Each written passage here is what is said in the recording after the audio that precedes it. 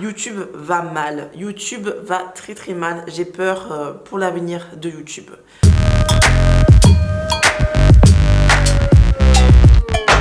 Salut tout le monde, c'est Aurélie, j'espère que vous allez tous très très bien. Alors aujourd'hui on se retrouve dans une nouvelle vidéo. Donc on va tester aujourd'hui la fameuse éponge en silicone. Je pense qu'il n'y a même plus besoin de vous la présenter tellement tout le monde en parle. Donc et bien évidemment j'étais obligée de l'acheter et obligée de faire moi aussi une vidéo. J'ai longtemps hésité à vous faire cette vidéo, ça fait peut-être une dizaine de jours que j'ai l'éponge à la maison. Enfin j'hésitais à vous faire la vidéo parce que tout le monde l'a fait quoi.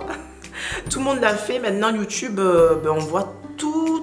Enfin, on voit la même chose sur toutes les chaînes et ça me désespère un peu. Mais bon, je me suis dit, bon, j'ai acheté l'éponge quand même pour faire la vidéo, donc ce serait bête de ne pas la faire.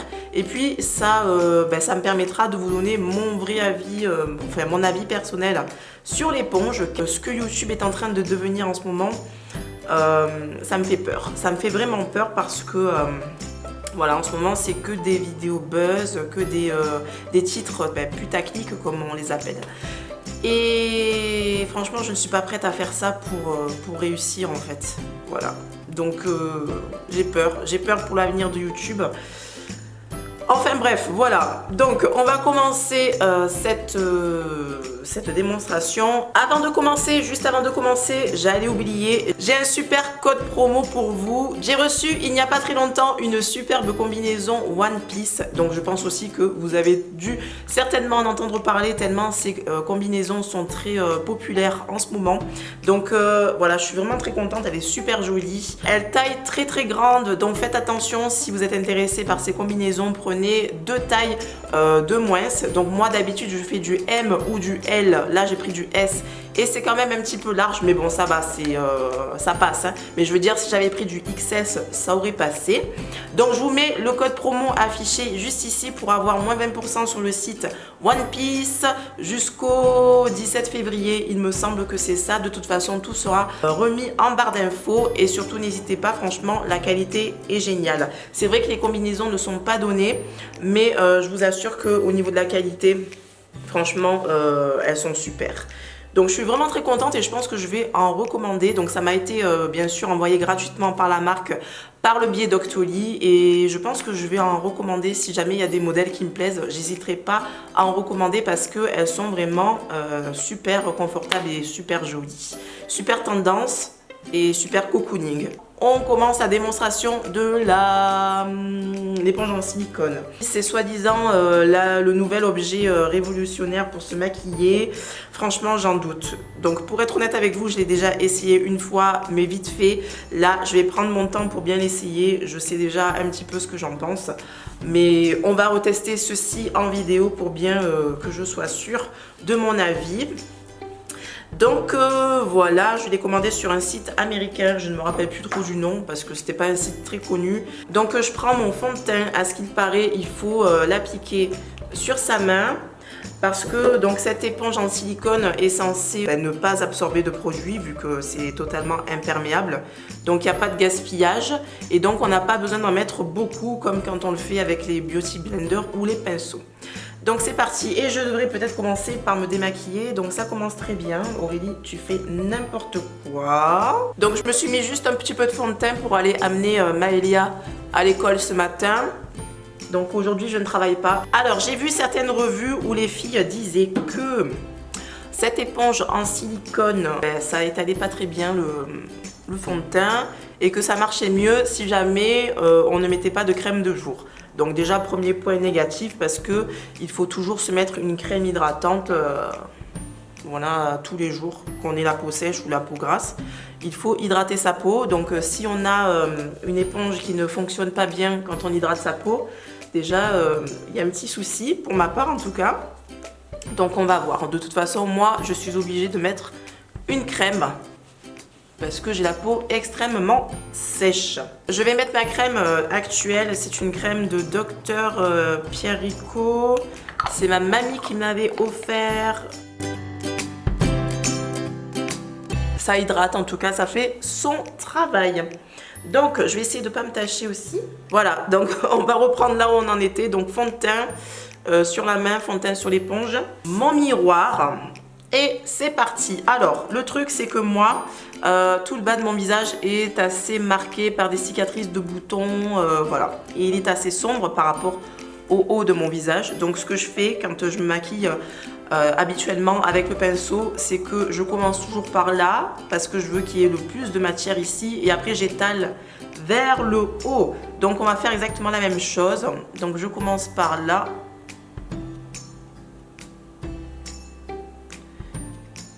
Et ça commence très mal. Ça commence très mal parce que ça glisse. Ça n'étale pas très bien le produit, j'ai l'impression.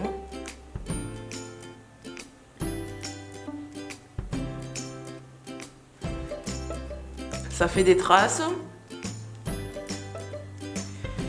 Et je pense qu'il va falloir que j'en mette. Non, franchement, dire qu'il ne faut pas beaucoup de produits, c'est pas possible parce que là, j'en ai déjà plus. Sur ma main, j'en ai presque plus. Et ça n'étale pas. En fait, le produit reste tout concentré. On dirait que l'éponge glisse tellement elle est imperméable en fait. Et donc, ça n'étale pas le produit comme il faut. On va essayer comme ceci. Donc là, vous voyez bien. Donc par contre, quand j'ai un petit peu plus de matière, là oui, j'arrive à un petit peu mieux l'étaler. Mais du coup, on en a beaucoup trop. Donc je vais essayer d'en prendre de ce côté et d'en remettre de l'autre côté.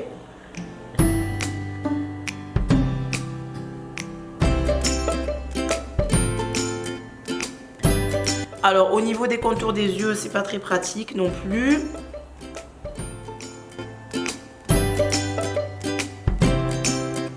C'est pas très agréable hein, non plus à l'application. Donc j'en suis à ma 3e pompe pour faire tout mon visage. Alors que normalement avec 2 pompes, je fais tout mon visage avec un pinceau. Alors, et le résultat n'est pas top. Hein. Franchement, je voudrais pas tout mettre sur le front parce que...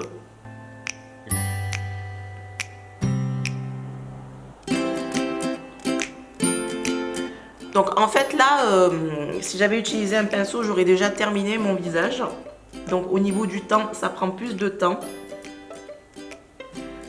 Au niveau de là, l'application des paupières, c'est pas pratique.